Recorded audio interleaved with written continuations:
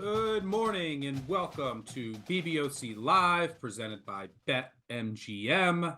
This is the conference tournament betting preview, part one. And the reason I say part one is we will be back same time, 10:30 a.m. Eastern, tomorrow, Friday, Saturday. And of course, we will have a live show breaking down the bracket release on Sunday night. I'm Stuckey. And joining me today are my fellow BBOC co-hosts, Mike Calabrese, Greg Waddell, and Charlie DeSturco even weaseled his way onto the show. What's going on, Charlie? Hey, not just You ready to fire out some winners? Yeah, how's my mic sound today, Stock? Your mic sounds nice and clear, so everyone can hear you. That means you got to give us some winners.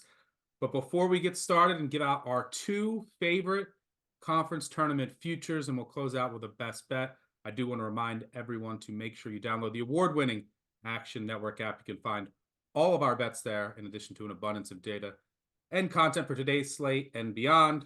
And as I mentioned previously, BBOC is presented by North Carolina's newest sportsbook, BetMGM. Use bonus code ACTION when signing up to get $150 in bonus bets when you bet $5.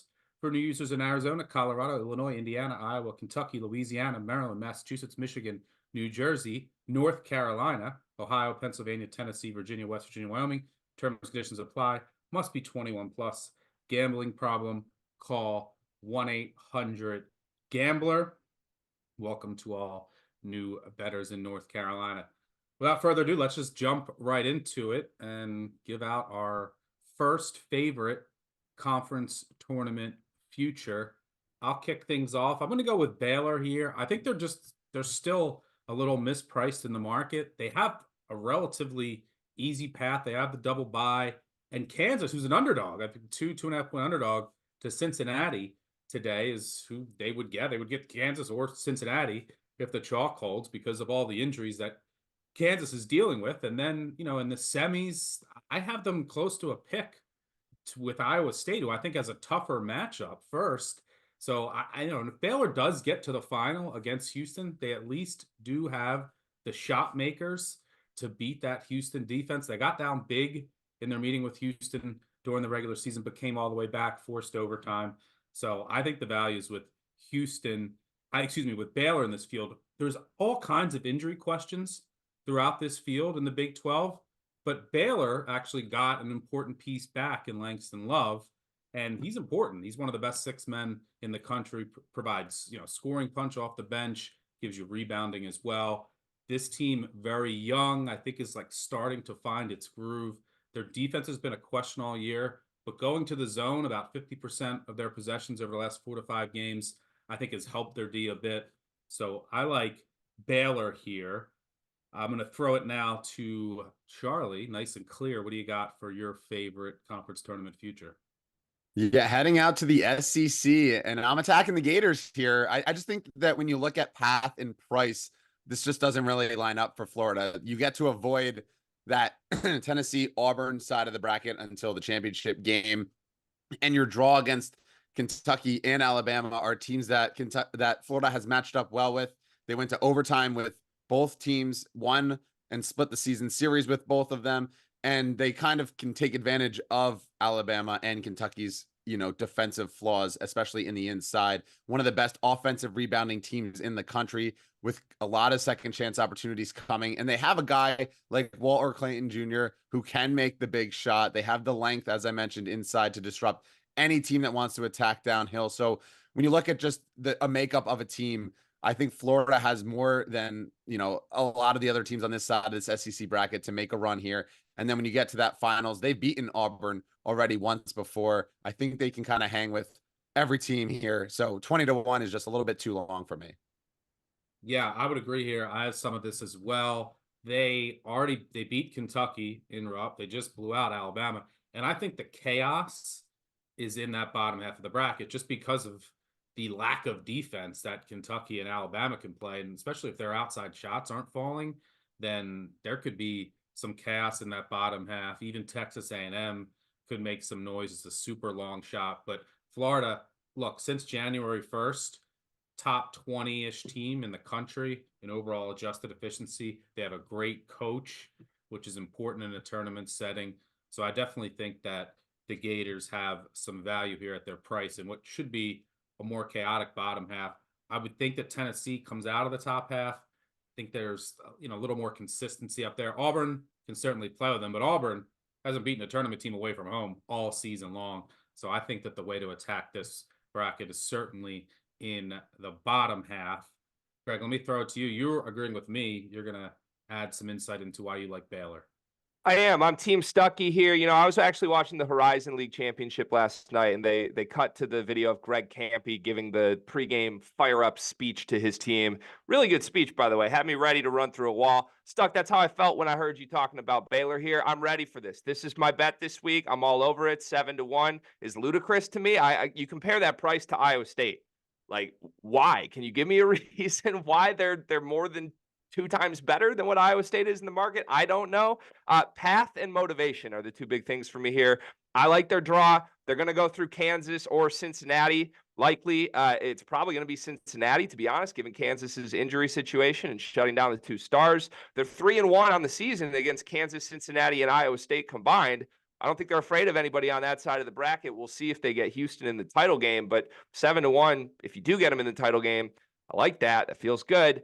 The injuries you mentioned, I mean, there's questions with Houston. There's questions with Kansas. Obviously, Baylor's getting stronger, as you mentioned, with Love. This also is a very good neutral site team on the year. 3-1 on neutral courts. Wins over Auburn and Florida back at the beginning of the season. You just heard Charlie talk about how much he loves Florida. I think this team is kind of trending in the right direction, while a lot of teams in the Big 12 are trending in the wrong direction. At the price, it's a must play. Yeah, Texas Tech with injury questions as well. So Sikkim Bears and Calabrese, you're also got a lot of consensus here. You're going to add some insight into Charlie's pick. Yeah, this is like Noah's Ark. We're teaming up 2 by 2. I'll go with Charlie here with the Gators, 20-1. He hit all the big points. I'd like to add, though, the Gators led all power conference team in Evan Maya's new opponent adjust metric, which essentially means they play up when facing quality opponents more so than any power conference team in the country. And a big reason for that is their sustainability on offense. They are an elite offensive rebounding team, 4th in offensive rebounding percentage, and they get to the line a ton, which is great during tournament play because you can't always rely on those 3-pointers to fall. They get to the line the 10th most of any team in the entire country. And you talked about the path. Alabama, Kentucky, they match up really well against those 2 teams that have defensive liabilities. They're not going to slow down the Gators. So in an up-tempo, high-scoring game, I see them getting to at least the semi.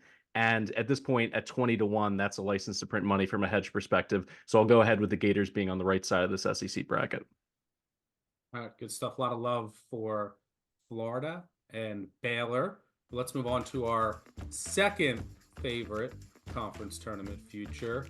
I'll kick things off. Let's go to the American. I'll throw out a price that I show some value in Charlotte, who has the double bye here, and they're, if you can find 15-1 out there, I think they're a little mispriced. They did kind of stumble down the stretch, but it's a team that still has a lot of talent. The path isn't bad. Presumably face an SMU team that's in a tailspin first. And then Florida Atlantic, who's, I think, pretty vulnerable. All they do is playing close games. And most importantly, you have a Charlotte team that's going to grind the game down to a halt. They're extremely slow. They use their press to slow down opponents. So their game's going to be lower possessions, more variance, which I like in a semi to longer shot in a conference tournament format. Along those same lines, I'll throw out also North Texas, down in that bracket too, where I think Florida Atlantic could be a little vulnerable. North Texas, just like Charlotte, plays super slow. I think only Virginia has a slower adjusted tempo than the Mean Green. And I think that the Mean Green are a little undervalued because they dealt with so many injuries. 3 of their top 6 guys missed time during league play. I think that they should be close to full strength here. They're going to play in just absolute grinders, low scoring games. So I think those 2 teams are worth taking a shot in the bottom half of the bracket. Charlie, where are you going for your second favorite conference tournament future?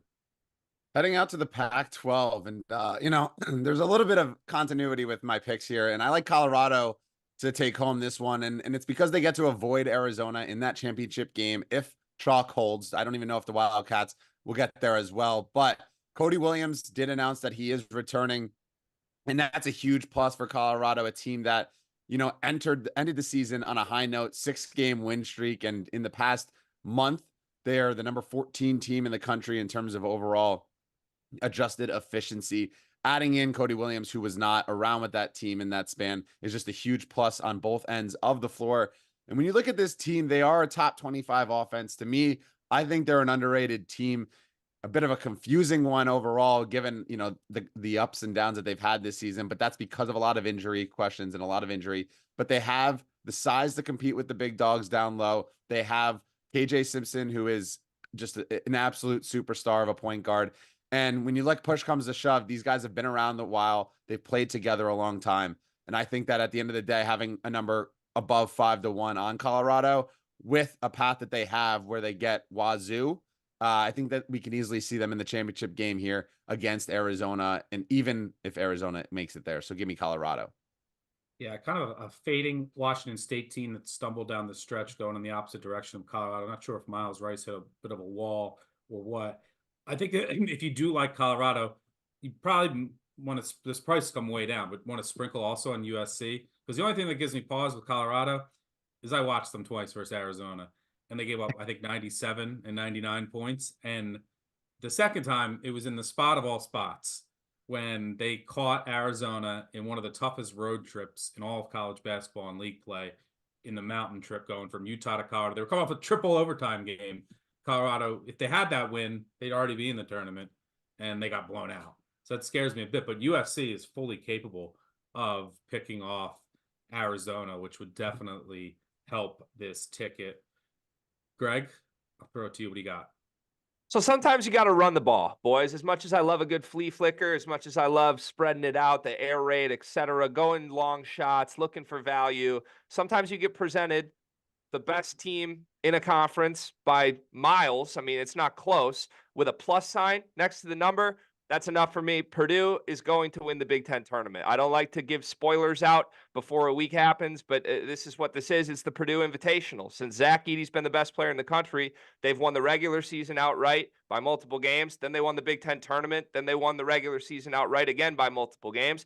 Don't overthink this. Everyone's concerned about Purdue in March because of Fairleigh Dickinson last year. I get it. This team is 16-0 on neutral courts in the Zach Edey era before March 13th. Okay. That's historically because the weeks of the conference tournament were played a week before they were this year. It's a little late in the schedule. They make runs just before they get to the big dance. This isn't the big dance yet. All the dangerous teams are in the bottom half of this draw. Nebraska scares me a little bit. Illinois scares me a little bit. You're not going to see either of those teams until the championship game. If you're looking for hedge opportunities, yes, of course, if you bet like a 7-1 team, you would be able to hedge when you get to the championship game. Or you could do the reverse and bet Purdue a couple units on even money, and then whoever makes the championship game, you know you're going to get a plus number at, try and middle. And last thing for me, Braden Smith just passes the eye test as an absolute monster this year. I think he's been one of the 3 or 4 best point guards in the country. He was the liability last year. When you got to the end of the season, we're worried about him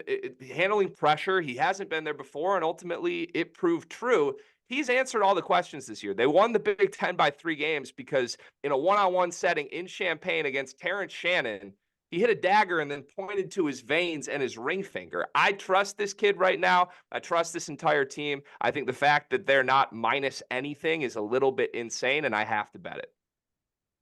Greg, let me ask you this. In 20 years from now, are you going to remember the 2024 Big Ten champion, Purdue Boilermakers? Maybe, just maybe, Purdue should be less worried about the Big Ten championship and start worrying about what potentially facing Wagner, another NEC team, next weekend. But any thoughts on your Michigan, on the Spartans? Are they dead here?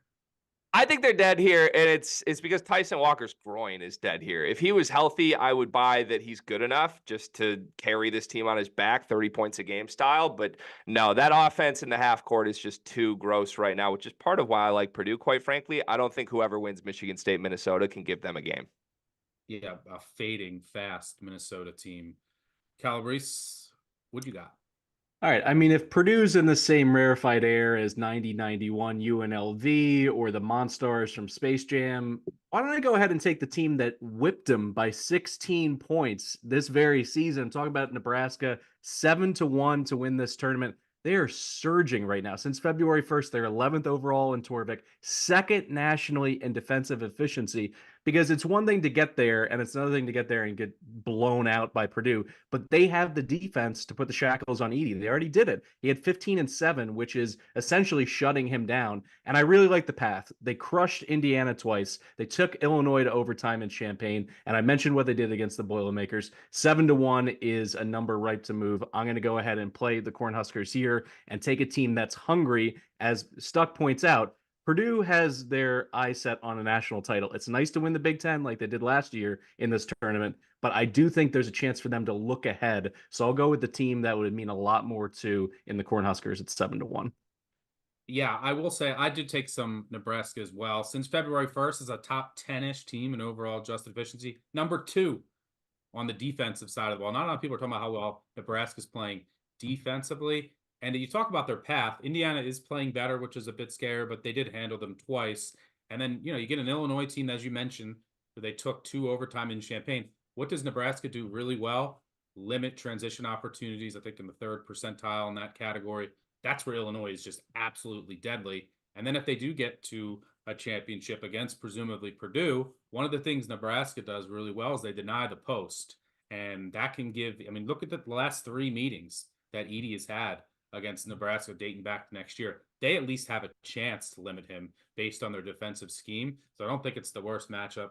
Nebraska's playing really well. I think has a decent path based on their scheme. So I like this call as well. All right, that'll finish up our conference tournament futures, but we have a lot of games today. So let's get in a best bet before we get out of here. I'm going to go with UTSA Meep against Temple. This is a rematch of a game I'm sure everyone was locked into over the past weekend. And Temple actually came back from double digits down in the second half to win this game, which dropped UTSA from, I think, a 10 to a 14. Now you get a rematch. I like UTSA here. Despite that blown lead, I think they're a better team right now. As a team that, came into the year with almost no continuity. And then Jordan Ivy-Curry, who is their best player, comes off the bench. He wasn't eligible for the first, 11 or 12 games. So they really started to figure it out towards the end of the year. They pulled off a couple of huge upset wins. Temple did sweep the season series, came back from double digits twice in the second half of both meetings with a really good 3-point variance. I don't see that happening again today. I think UTSA is the better team right now. Plus, you might have a chance that Temple is just shaving, kidding, allegedly. But I like UTSA. Meep. Charlie, what do you got for your best bet today? Yeah, this one's been on the move since it dropped yesterday. I got around -115. Now it's up to -3.5. I like USC here. You mentioned, the Trojans being able to maybe pick off Arizona in the quarterfinals. Well, since February 15th, which is nearly a month, USC ranks inside the top 20 in Torvik. Washington's all the way outside the top 60. This USC defense is well equipped to take down Washington on the interior. They're finally healthy and they're the more motivated team. Isaiah Collier is an absolute dog, and we're finally seeing him, let loose.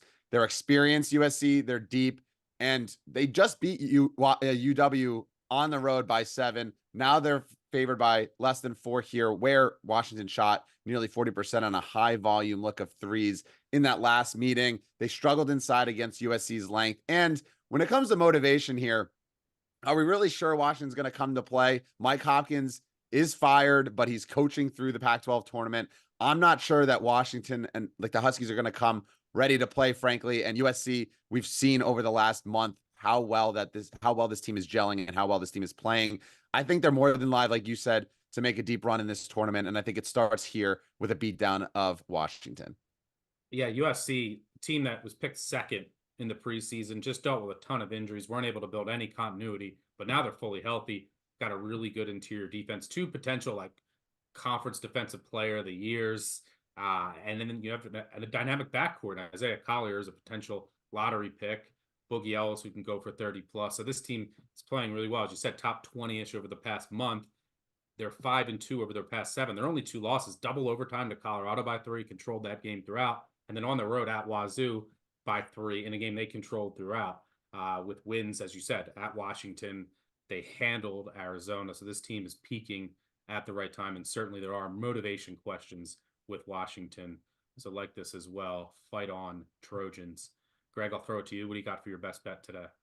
Yeah, what do Rutgers and Cape Middleton have in common? I have my suspicions that they might be dead right now. Lost 6 of their last 7. This is the Scarlet Knights. All 6 of those losses by 11 plus points. It's not pretty. One of these losses, they got blown out at home in the building formerly known as the Rack by 17 points to this very Maryland team. You're thinking, oh, 17-point loss at home. Maryland must have shot well. Something good must have happened for Maryland, right? Not really. Maryland shot 31% from 3 in that game, only made 6 of them, had 14 turnovers, and won by 17 points at the Rack.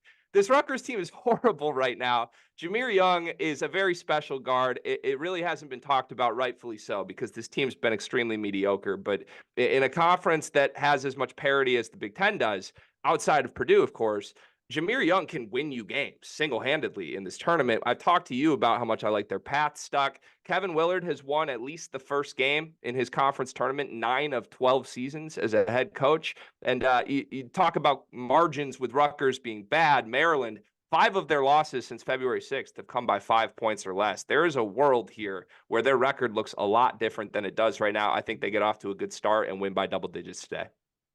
Yeah, just hope they don't go 1 of 30 from 3 and Julian Reese can stay out of foul trouble. But we should really just stop the show after that. Middleton Zinger will be back same time tomorrow, but do have to get to one more piece of insight. Calabrese, you're tag teaming again with Charlie here, and you're taking USC but one step further. Yeah, I'm going to go alt line here. I'm going to lay 7 at plus 150. And I kind of view conference tournament time similarly to bowl season, which motivation plays a huge part in it. You got teams that are already, locked into the 1 or 2 line that basically just care about, the next weekends and want to get into their run potentially for the national title. That's a team like Arizona. Then you have teams like Washington who are just circling the drain.